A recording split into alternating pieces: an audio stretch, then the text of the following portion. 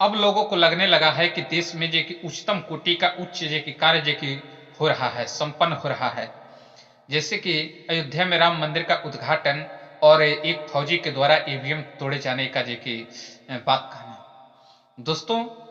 चुनावी जे कि मशीनरी है, चुनावी मशीनरी अगर जिसके पास है, अगर वह चुनाव जीतता है तो सबसे जे कि बड़ी उसकी ताकत बनती है। अगर जो है कि आप जो है कि संपूर्ण जो है कि चुनाव जीतने के बाद अगर एक सीट अगर हारते हैं और उसमें जो कि चुनावी मशीनरी उपयोग नहीं हुआ है तो आप वह चुनाव हार जाते हैं। तो इसके भी पीछे कुछ रहस्य है। दोस्तों, अभी हाल ही में राजस्थान में जो कि सभी सीटों पर जो कि 200 199 सीट जो कि पर चुनाव हुआ, जिसमें जो कि बीजेपी ने चुनाव जीता और एक सीट पर जो कि चुनाव जो कि वो जो कि हार गई थी, हारे नहीं थी। उस पर जो कि जो पहले से थे वो जो कि उनकी डेट हो गई, उस पर फिर दोबारा चुनाव हुआ और इस बीच जो कि वहां जो कि कांग्रेस दोबारा जो कि चुनाव जीत गई। वहां जो कि मोदी 1.5 महीना पहले जेपी सत्ताधारी आदमी जी की मोदी जी 1 महीना 1.5 महीना पहले चुनावी रंजिश में जो कि तब्दील थे, वहां जो कि रैली पर रैली जो कि हो रही थी। अभी फिलहाल जो कि वहीं से जो कि 2 दिन पहले जो कि घूम करके आए, उसके बाद वह सीट अगर हाथ से चली गई तो इसके पीछे सबसे बड़ी रहस्य वाली जो की बात है कि कहीं ना कहीं मशीन का उपयोग नहीं हुआ। यह मशीन क्या है? Electronic voting machine. यह कोई जो कि बड़ी विषय की बात नहीं है कि इलेक्ट्रॉनिक वोटिंग मशीन ईवीएम ही सबसे बड़ी जिम्मेवार नहीं है। इसके पीछे बहुत ऐसी जी की चीजें हैं जिसको समझना पड़ेगा। जैसे कि अभी गांव में जो कि एक नल जल का जो है कि कार्यक्रम जो कि चल रहा है, उसमें भी जो कि योगी और मोदी जी का जो कि फिगर लगा करके लोगों के सामने जो कि लाया जा रहा है। कर्मचारी से लेकर अफसर से लेकर जो कि सभी वर्ग के लोगों को, सभी अधिकारी को, सभी प्रशासन को जो कि लगा दिया गया कि हाँ जो कि आपको चुनाव जितवाना है। तो इस प्रकार से मशीनरी को जो कि उपयोग किया जा रहा है। सभी जो कि जब सरकार बनती है तो सरकार के हाथ में बहुत कुछ जो कि होता है, ताकत होता है, शासन प्रशासन होता है, सब कुछ उसके हाथ में होता है, सब कुछ कंट्रोल करता है। और उसके बाद दोस्तों मैं बता दूं कि इस सब चीज का उपयोग करके, अगर जो कि उपयोग करके जनहित में कार्य होता है तो जनता को बहुत अच्छा लगता है, क्योंकि सरकार जनता ने जो कि चुना था, जनता ने जो कि बनाया था। और वही जो कि प्रतिनिधित्व करने वाला जो कि उस जो कि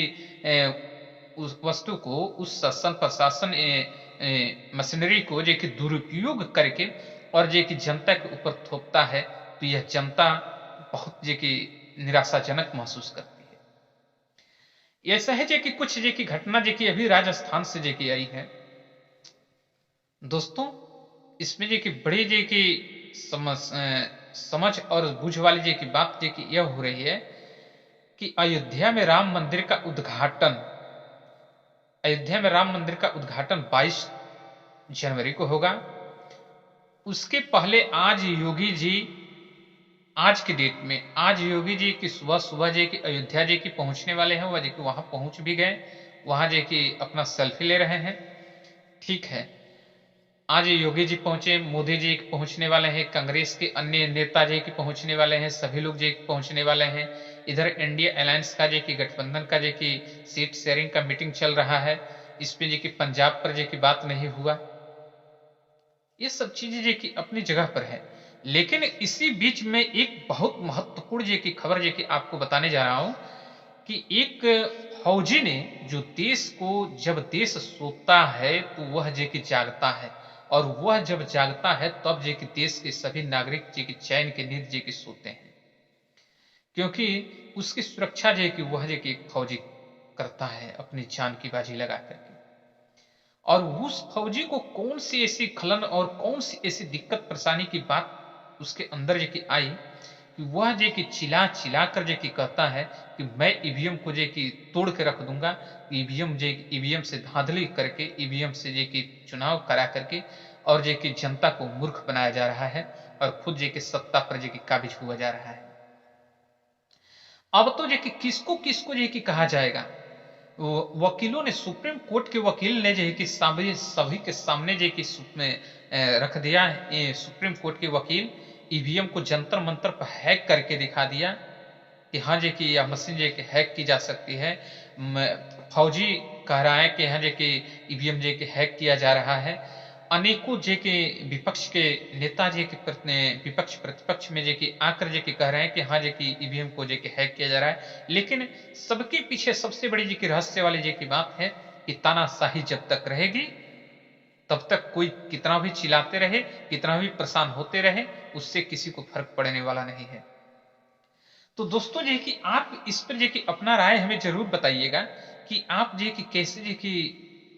व्यवस्था जी कि अगर चाहते हैं तो उस लायक जी कि आपको जी कि काम करना पड़ेगा, हमें भी काम करना पड़ेगा।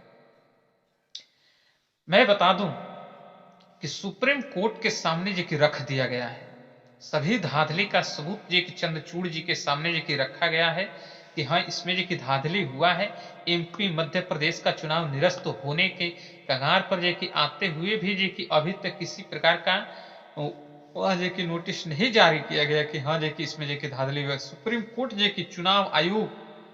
सुप्रीम कोर्ट, यह दोनों लोग जी कि मानने को तैयार नहीं है कि इसके पीछे जी कि क्या रहस्य है। समझने वाले जी की विषय की बात है। दोस्तों मैं बता दूं ईवीएम से सबसे बड़ी जी की जुड़ी जी की बात है, और इसी बीच में बता देना चाहता हूं कि बसपा प्रमुख मायावती और सपा प्रमुख जी के अखिलेश यादव के बीच जे की संबंध जे की अच्छा जे की पहले भी नहीं था, बीच में गठबंधन हुआ था, लेकिन आज भी जे की संबंध जे की अच्छे नहीं आसार दिखाई दे रहे हैं। कांग्रेस के अधिक से अधिक नेता जी की चाह रहे हैं कि मायावती जी की गठबंधन में जी की आए, लेकिन समाजवादी के तंज कसने के स्थिति के अनुसार जे की अभी भी जे की मायावती जी की सक्षम रूप से जे की सामने नहीं आकर जे की बोल रही कि हाँ हाँ जे की गठबंधन में जे की हम रहेंगे। उन्होंने जे की योगी जी से जे की गुहार लगा दिया कि मुझे जे की गेस्ट हाउस कांड कि जैसे जे कि मुझे अभी भी डर लगता है, मुझे जे की सुरक्षा प्रदान की जाए। तो यह जे कि समाजवादी और यह जे कि बीजेपी और यह जे कि कांग्रेस की जे कि हलचल इस टाइम जे की है। दोस्तों सीट शेयरिंग को लेकर के जो बताया गया कि पंजाब पर जे कि अभी भी किसी भी प्रकार की कोई जे की बात जे कि करने से सभी लोग जे कि बच रहे हैं, सभी लोग जे कि इनकार कर रहे हैं। इसके पीछे क्या रहस्य है? क्या जे कि अरविंद केजरीवाल जे कि दिल्ली सरकार में जे कि दिल्ली में जे कि सरकार में है और जे कि केंद्र की सरकार में नहीं, दिल्ली की सरकार में जे कि अरविंद केजरीवाल है और पंजाब में भी सरकार जे कि उनकी है। तो वह जे कि सोचते कि पंजाब जे कि हम अकेले लड़ेंगे तो फिर जे कि कांग्रेस उसमें जे कि हस्तक्षेप न करें तो सीट शेयरिंग की उस पर जे की बात नहीं होगी। तो आपकी क्या राय है? आप अपनी राय जे की जरूर बताएं कि सीट शेयरिंग होनी चाहिए या नहीं होनी चाहिए। अगर इस तरीका से विपक्ष जे की आपस में लड़ता रहेगा तो फिर जे की वही होगा कि दूसरा ही कोई जे की बाजी जीत कर जाएगा और रोक नहीं सकता कोई, क्योंकि जब आपस में आप खुद ही लड़ रहे हैं, आपस में आप खुद जे की लड़ेंगे तो उसमें जे कि दूसरा कोई जे कि कभी भी जे कि उसमें जे कि जीत हासिल कर लेगा। तो मैं बता देना चाहता हूं इस विषय पर ज्यादा कुछ नहीं बोलते हुए जी कि आपको भी इस बात पर जे कि ध्यान देनी चाहिए और अपनी जे की बात रखनी चाहिए कि कभी भी स्थिति ऐसी आती है सरकार में जे कि आपको जे कि वोट देने का अधिकार है, आप जे कि वोट दे रहे हैं, तो इस विषय पर जे कि ध्यान दीजिए कि हम किसको वोट दे रहे हैं। ईवीएम पर जे कि भरोसा किसी को नहीं है, ईवीएम पर जे कि आपको भी भरोसा जे कि है तो आप जे कि बताएं।